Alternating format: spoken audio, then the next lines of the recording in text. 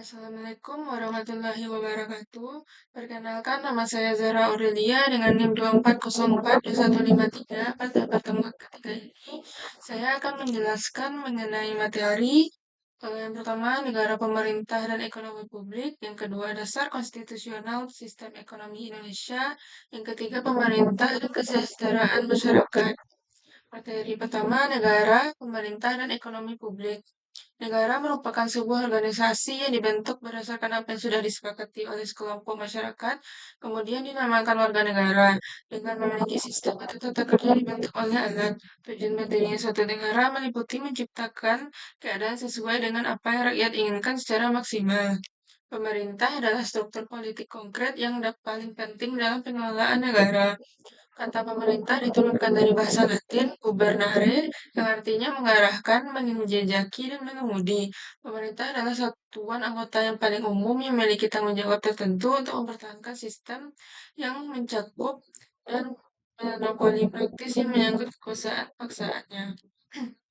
Ekonomi publik adalah salah satu cabang ilmu ekonomi yang menganalisis terkait peranan pemerintah dalam perekonomian dan juga dampak kebijakan pemerintah dalam bidang fiskal terhadap suatu perekonomian. Ilmu ekonomi publik adalah cabang ilmu ekonomi yang menelaah masalah ekonomi khalayak ramai.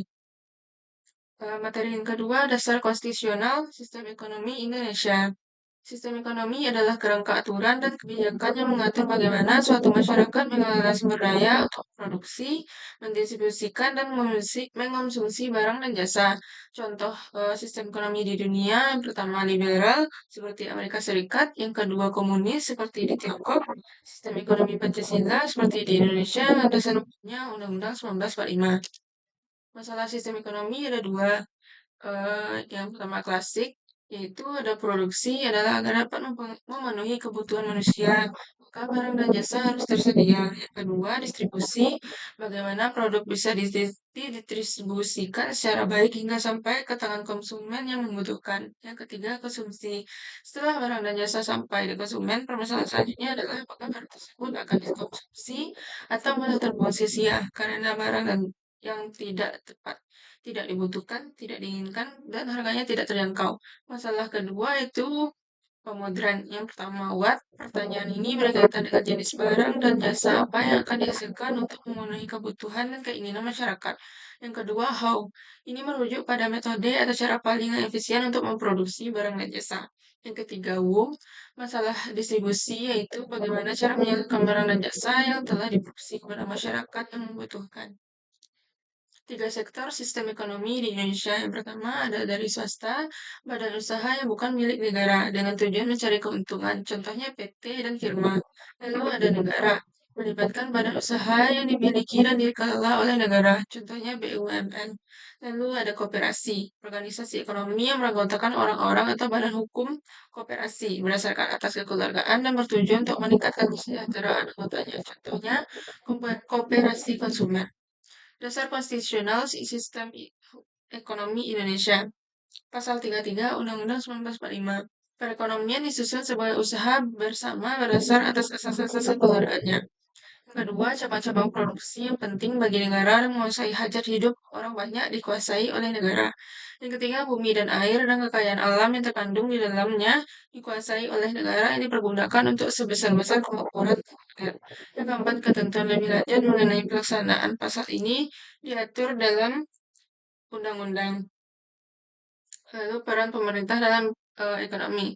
Pertama, peran alokasi, peran pemerintah dalam menyediakan barang dan jasa, peran distribusi, pemerintah mengurus pemerataan distribusi, pemerataan kepada masyarakat. Yang ketiga, peran stabilitas, menciptakan kestabilan di bidang ekonomi, penyediaan infrastruktur, pemerintah berinvestasi dalam penyediaan kesehatan untuk meningkatkan kualitas SDM. Materi ketiga, pemerintah dan kesejahteraan publik. Memiliki hubungan erat di mana pemerintah berperan aktif dalam menciptakan masyarakat yang sejahtera melalui berbagai program dan kebijakan publik, mulai dari penyediaan layanan dasar seperti kesehatan dan pendidikan, hingga memberikan bantuan sosial dan memajukan ekonomi melalui alokasi anggaran dan infrastruktur. Perannya yang pertama menyediakan pelayanan publik, program bantuan sosial, pembangunan ekonomi, perlindungan sosial, dan alokasi anggaran. Nah, kesimpulan dari presentasi kali ini adalah negara adalah organisasi yang dibentuk oleh kesepakatan masyarakat dengan tujuan memenuhi kebutuhan rakyat, menjaga moralitas dan keamanan. Pemerintah adalah struktur politik yang mengelola kekuasaan negara untuk menjalankan fungsi negara.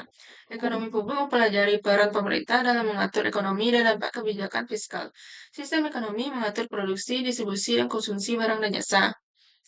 Termasuk sistem Pancasila yang mengedepankan asas kekeluargaan sesuai UUD 1945. Pemerintah berperan dalam pengelolaan ekonomi melalui alokasi sumber daya, pemerataan pendapatan, stabilitas ekonomi, penyediaan infrastruktur, dan regulasi untuk meningkatkan kesejahteraan masyarakat lewat pelayanan publik, bantuan sosial, pembangunan, dan distribusi anggaran. Sekian presentasi dari saya. Jika ada salah, mohon dimaafkan. Assalamualaikum warahmatullahi wabarakatuh.